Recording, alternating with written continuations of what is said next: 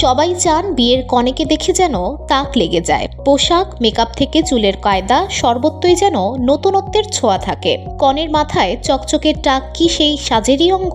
বিয়ের কনেকে দেখে সবার যেন তাক লেগে যায়। সব পুরুষই তো এটাই চায়। পরনে লাল রঙের লেহেঙ্গা, টাক মাথা, শরীর ভর্তি গহনা। এমন সাজেই আত্মীয় স্বজনে ভরা বিয়ের মণ্ডপের দিকে ছুটে আসছেন কনে। উল্টো দিকে অপেক্ষারত হবু বর। কনের মাথার উপর থেকে লাল রঙের অর্ধস্বচ্ছ ভেল ঝুলছে প্রায় পেট পর্যন্ত। নিখুঁত সাজ। এ পর্যন্ত সব ঠিক ছিল, কিন্তু পরের চ্যাপ্টার বিয়ের মণ্ডপে আসতেই সবাই অবাক।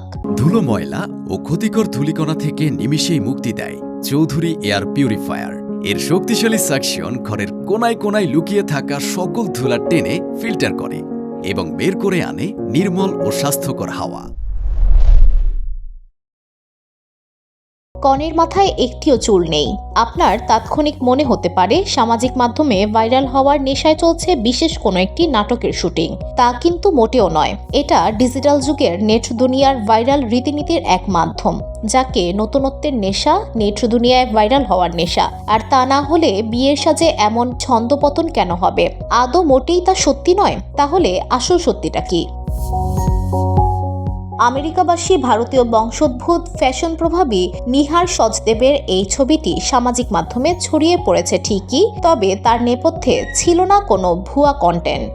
বিয়ের সাজ কেমন হবে তা নিয়ে পৃথিবীর প্রায় সব মেয়েরই উত্তেজনা থাকে। পোশাক, মেকআপ থেকে চুলের কায়দা সর্বত্রই যেন নতুনত্বের ছোঁয়া থাকে। সবাই চান বিয়ের কনেকে দেখে যেন তাক লেগে যায়। নিহারের ক্ষেত্রেও তার অন্যথা হতো না। মাথার চুল সৌন্দর্যের প্রতীক। বিশেষ করে মেয়েদের ক্ষেত্রে চুলের মান, দৈর্ঘ্য ও ঘনত্ব নিয়ে যথেষ্ট চর্চাও হয়। তবে নিহার জানিয়েছেন তিনি বহুদিন ধরেই অ্যালোপেশিয়া নামক একটি রোগে আক্রান্ত।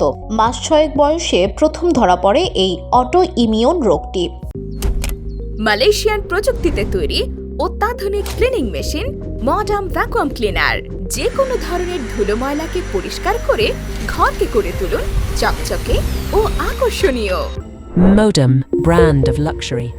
রোগ নিরাময়ে নানা রকম চিকিৎসাও করিয়েছেন তিনি, কিন্তু সমস্যার সমাধান হয়নি। উল্টে মাথার নির্দিষ্ট একটি অংশ থেকে শুরু হওয়া অ্যালোপেশিয়া ধীরে ধীরে গোটা মাথায় ছেয়ে গেছে।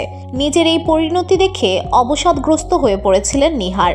অনেকেই পরামর্শ দিয়েছেন বিয়ের দিন মুখের সঙ্গে মানানসই পরচুলা বা উইগ পরার, কিন্তু নিহার তা চাননি। উল্টে সত্যিটা সহজভাবে গ্রহণ করে নিতে পেরেছেন। দীর্ঘদিনের বন্ধুকে জীবনসঙ্গী হিসেবে গ্রহণ করার আগে তিনি কৃত্রিমতার আশ্রয় নিতে চাননি। নিহার আসলে যেমন তেমনভাবেই বিয়ের দিন মণ্ডপে হাজির হয়েছিলেন। নবদম্পতির ছবি সামাজিক মাধ্যমে পোস্ট হওয়া মাত্রই শুভেচ্ছা বার্তায় ভরে গেছে। বিয়ের প্রচলিত ধ্যান ধারণা ভেঙে দেওয়ার এই পদক্ষেপকে সুন্দর ও সাহসী বলে মনে করছেন নেটিজেনদের একটি অংশ। VOD Bangla news desk.